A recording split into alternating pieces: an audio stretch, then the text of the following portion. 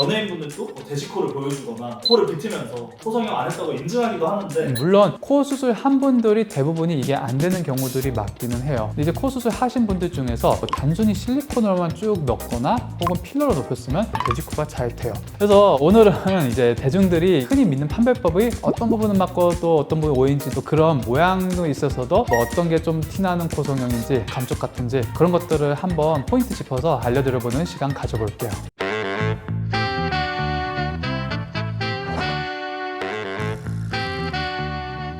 안녕하세요. 아름다움의 진심인 남자 성형천재 윤태경입니다. 안녕하세요 원장님. 최근 코 수술 하시는 분들의 많은 관심사가 코성형 후 티가 나는지 안 나는지, 얼마나 자연스러운지가 가장 중요한 것 같더라고요. 연예인분들도 뭐 돼지코를 보여주거나 코를 비트면서 코성형 안 했다고 인증하기도 하는데, 네. 코성형의 어떤 여부를 판단하는데 이런 방법들이 좀 믿어도 되는 건가요? 결론부터 말씀드리면 반은 맞고 반은 틀려요. 돼지코가 된다고 무조건 자연코는 아니고, 또 흉터가 안 보인다고 해서 또 수술을 안 한 것도 아니에요. 그럼 원장님, 이런 코 모양이나 코 기능 외에도 보기만 해도 원장님은 코성형 했는지 안 했는지 구별이 가능하신가요? 그것도 어느 정도는 가능한데, 또 기가 막히게 자연스럽게 만든 거는 좀 제가 판별하기 어려운 경우도 있죠. 그래서 오늘은 이제 대중들이 흔히 믿는 판별법이 어떤 부분은 맞고 또 어떤 부분이 오해인지도 한번 짚어드려보고, 또 그런 모양도 있어서도 뭐 어떤 게 좀 티나는 코 성형인지, 또 어떤 부분은 좀 감쪽 같은지 그런 것들을 한번 포인트 짚어서 알려드려보는 시간 가져볼게요.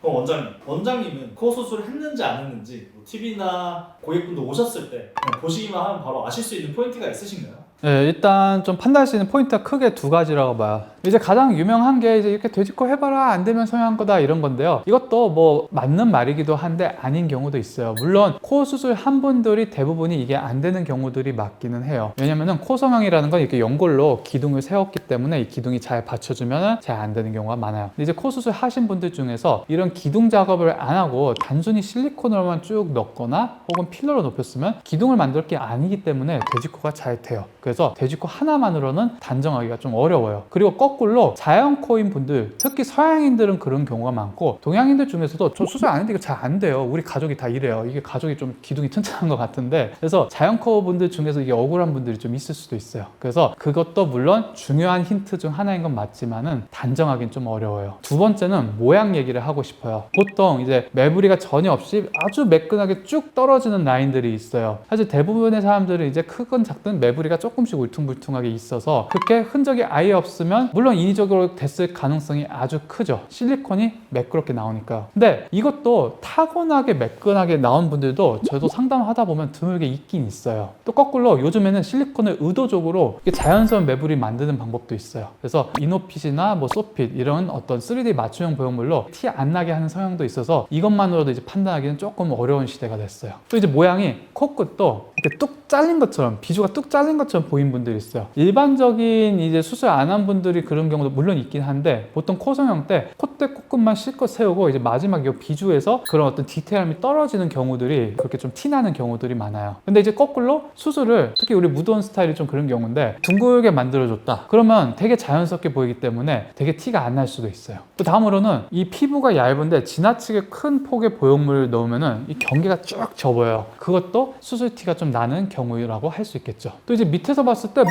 콧구멍 모양이 지나치게 또 뾰족하게 잡아 당겨친 거 보인다, 아니면은 비주에 흉터가 있다, 이런 걸 통해서도 이제 코 수술했다 정도를 짐작을 해볼 수 있겠죠. 근데 이제 흉터가 없다? 그럼 코 수술할 때 또 그건 아닌 게, 비개방으로도 수술하는 방법은 얼마든지 있어요.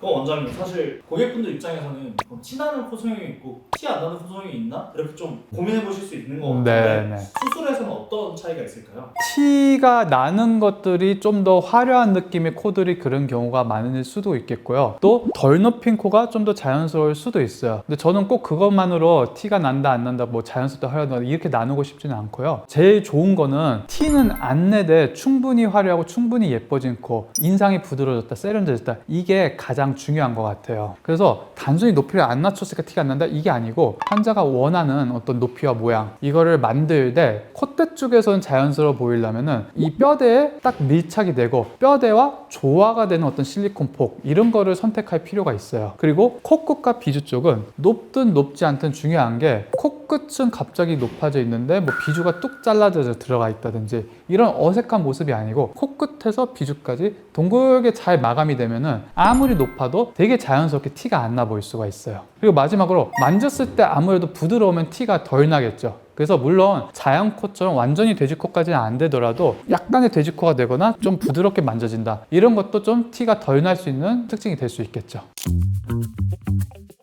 그럼 원장님이 말씀하신 부드러운 라인을 만들기 위한 수술 보형물이라든지 좀 다른 게 있나요? 네, 당연히 티가 덜 나게끔 저는 그런 수술을 지향하고 있고요. 하나씩 일단 설명을 드려볼게요. 일단 콧대가 티가 덜 나기 위해서는 아까 말씀드린 것처럼 본인의 어떤 뼈대, 어떤 길이감 이런 거를 종합적으로 고려해서 코를 디자인을 해야 돼요. 환자분들이 가끔 예를 들면 이 눈과 코 사이는 되게 좁은데 되게 긴 코를 원하거나 이러면 이제 조화가 안 되는 거고, 거꾸로 중안면이 긴데 거기서 높은 거 원한다? 그럼 되게 조화가 안 돼요. 그럼 더 티가 이렇게 분필코처럼 날 수가 있어요. 그래서 그런 어떤 계획을 잘 세우는 게 당연히 중요하고, 한 가지 좋은 방법은 요즘에 이제 이노핏이나 소핏 이런 맞춤형 보형물이 있어요. 이게 뭐냐면은 본인 뼈대에 맞춰서 컴퓨터가 스캐닝을 해가지고 3D 프린팅 기법으로 딱 본인 뼈에 맞는 실리콘이 제작이 되는 거예요. 그러면은 애초에 디자인을 내 뼈대와 내 얼굴에서 내가 원하는 라인에 맞춰서 그게 설계돼서 나왔고, 또한 뼈대에 밀착이 됐기 때문에 실리콘이 분필처럼 경계지거나 좀 어색한 느낌을 훨씬 없앨 수 있어요. 코끝 같은 경우에도 코끝이 너무 안 비치게끔 뭐 진피 조직을 좀 깔아준다든지, 특히 피부가 얇은 분들은 이게 압박이 많이 되는 높이로 올라갈수록 경계가 비추게 돼요. 그래서 코 수술을 하게 되면은 이 비친 느낌이 아예 없을 수는 없지만 덜 비치도록 하기 위해서 진피 조직으로 좀 완충 작용을 할 수 있는 이식을 같이 하는 것도 좋겠고요. 또 마지막으로 코끝에서 이 비주로 넘어오는 라인, 이게 참 중요해요. 많은 코 성형을 한 케이스들, 재수술 상담 오시는 분들 중에 다 마음에 들어요. 모든 거 코끝 라인 다 자기가 원하는 대로 됐다는데 뭔가 사진 찍으면 어색해요. 그래서 자기가 수술했던 병원에 가서 좀 뭔가 문제가 있다 얘기 들으면 당연히 거기 의사 선생님은 수술 잘 됐다, 문제 없다 이렇게 얘기할 거예요. 왜냐? 라인 잘 나왔으니까. 그래서 그런 분들 이제 문제 없나 하면서 지내보다가 이제 상담을 오시게 되는데, 결국 이 비주예요. 우리 무도원에서는 요 동그랗게 만드는 게 이제 핵심인데, 비주가 여기가 둥글게 잘 비순각이 형성이 되면은 굉장히 높은 코조차도 되게 자연스럽게 보일 수가 있어요. 그래서 이런 콧대와 코끝 비주 성형, 특히 비주 성형 같은 경우에는 비계방으로도 얼마든지 티 안 나게 붓기도 없이 가능하기 때문에 이렇게 티 안 나게 수술할 수 있는 법들이 충분히 있어요. 그리고 만졌을 때 뭐 돼지코가 된다든지 부드럽다든지 이런 것도 이제 중요한 건데요. 물론 코 수술을 하게 되면은, 특히 기둥을 만드는 수술을 했다, 기둥 자체가 딱딱하기 때문에 아예 부드러울 수는 없어요. 대신 너무 피부가 얇아가지고 너무 연골이 딱딱하게 만져질 분들은 이 코끝 형성한 주변부로 진피 같은 거를 이식을 해가지고, 그럼 이제 수술이 좀 길어지고 좀 번거로워지긴 해서 약간 디테일함을 요하게 되는데, 그런 어떤 디테일함을 요하는 코끝 수술을 하게 되면은 이게 나중에 만져봤을 때 좀 덜 딱딱하게 만져질 수도 있고요. 특히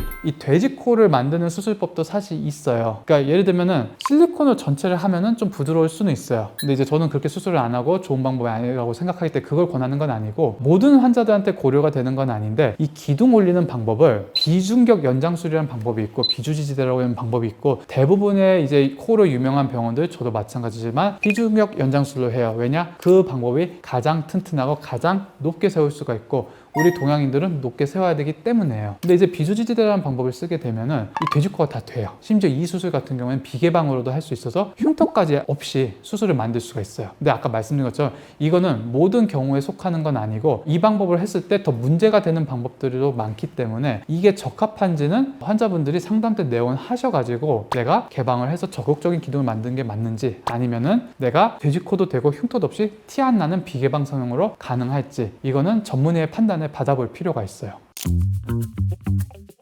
오늘은 코 성형을 했는지 안 했는지 그런 판별법부터 실제 전문가가 보는 어떤 디테일한 기준, 그리고 티 안 나게 성형하는 방법, 이렇게 다양하게 말씀을 드려봤는데요. 그래서 중요한 거는 이제 물론 콧대, 코끝 모양도 아주 중요하지만 티가 안 나느냐, 이것도 참 중요한 것 같아요. 그래서 수술 방법이나 어떤 재료에 따라서 티가 훨씬 안 날 수도 있고, 또 환자의 피부 상태나 얼굴 비율에 맞춰서 섬세하게 접근해야지만이 모양도 예쁘면서 자연스러운 결과가 나올 수 있어요. 그래서 이런 부분들을 통해서 그동안 이제 모양은 다 좋은데 뭔가 부자연스럽다, 이런 분들은 간단하게 바꿀 수 있는 방법도 있다. 예를 들면 아까 설명한 것처럼 비계방 비주성형처럼 전혀 회복 기간이나 이런 어떤 절개선 없이도 간단하게 한 끗 차이로 티가 확 나는 코에서 티가 하나도 하나도 안 나는 자연스러운 코로도 충분히 바꿀 수 있기 때문에 한번 상담대원 다녀보시는 걸 추천을 드리고 싶어요. 그래서 그런 분들한테 오늘 영상이 올바른 안목을 갖고 더 자연스러운 코를 만들 수 있는데 도움이 한번 되셨으면 좋겠어요. 이상 아름다움의 진심인 남자 성형천재의 윤태경이었습니다. 감사합니다.